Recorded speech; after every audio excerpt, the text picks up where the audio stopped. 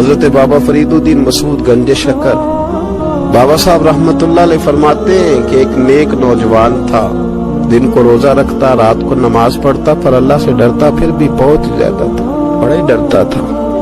موت کا وقت آیا تو ماں ہی تھی بس اس کی، تو ماں سے کہنے لگا اماں میری ماں ہے، میرے ساتھ 3 وعدے تو کر۔ اس نے کہا پتر تو بتا، آخری ہجکی لے رہا ہے اور اس غریبنی ماں سے تو وعدہ لے رہا ہے، بتا کیا وعدہ؟ عرض کرنے لگا اماں جب میں مر جاؤں نا تو میرے گلے میں رسی ڈال کے تو مجھے گھمانا کر کے صحن میں، اور لوگوں کو کہنا جو رب کی نافرمانی کرے اس کا یہی حال ہوتا ہے۔ یہ اعلان کرنا جو اللہ کے نافرمان ہوں ان کا یہی اشر کیا جانا چاہیے۔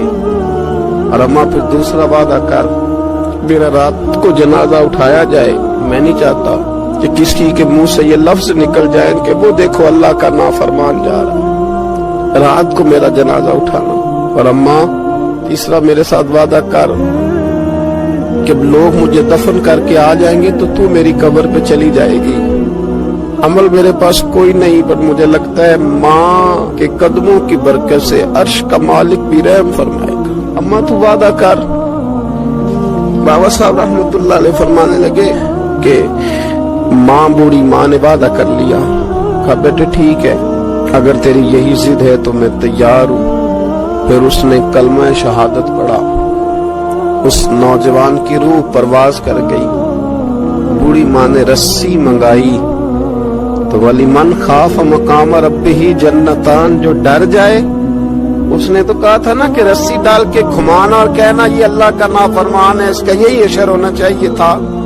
لیکن جب ماں گلے میں رسی ڈالنے لگی تو گھر کے ہر کونے سے آواز آنے لگی خبردار یہ رب کا دوست ہے، اللہ کے دوستوں کے ساتھ اس طرح کا معاملہ نہ کیا جائے، اسے چھوڑ دیا جائے۔ اور کہا تمہیں کچھ بھی اور کرنے کی ضرورت نہیں ہے، یہ تو رب کا دوست ہے اور رب کی بارگاہ میں حاضر ہو گیا۔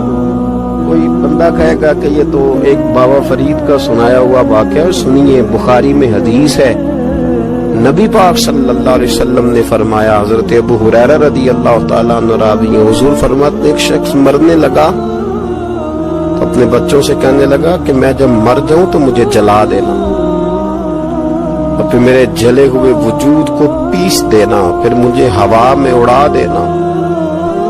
پتر مجھے اڑا دینا، مجھے بڑا ڈر لگتا ہے، اگر رب نے مجھ سے حساب پوچھا تو میں قابل نہیں ہوں، اڑا دینا مجھے ہواؤں میں۔ اگر اس نے مجھ سے حساب لیا تو بڑا سخت حساب لے گا۔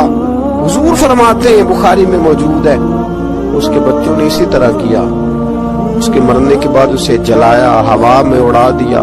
اللہ کے محبوب فرماتے ہیں رب کریم نے حکم دیا زمین کو کہ اس کے ذرات کو جمع کرو، زمین نے ذرے جمع کیے، خدا نے حکم دیا تو اس کا وجود پھر سے اسی شکل میں آیا۔ تو رب کریم نے فرمایا یہ جو تو نے وصیت کی تو کیوں کی؟ اللہ جانتا ہے کہ نہیں جانتا؟ یہ کی تو کیوں کی؟ تو وہ پڑا کہنے لگا اللہ میرے اندر تو طاقت نہیں تھی تیرے سامنے کھڑا ہو کے حساب دے سکوں، تجھے منانے کے لیے تیرے خوف سے ڈر گیا، میں ڈر گیا۔ اگرچہ ہمارے بزرگوں نے لکھا ہے کہ آج یہ وصیت کرنا، اس رنگ میں یہ طرز اختیار کرنا درست نہیں، لیکن آپ غور فرمائیے کہ نبی پاک علیہ السلام فرماتے ہیں جب اس نے کہا نا اللہ تجھ سے ڈر کے یہ کیا، تو رب کریم نے فرمایا جا پھر میں نے تیری مغفرت کر دی، کیونکہ اللہ کو پتا تھا یہ دل سے بات کر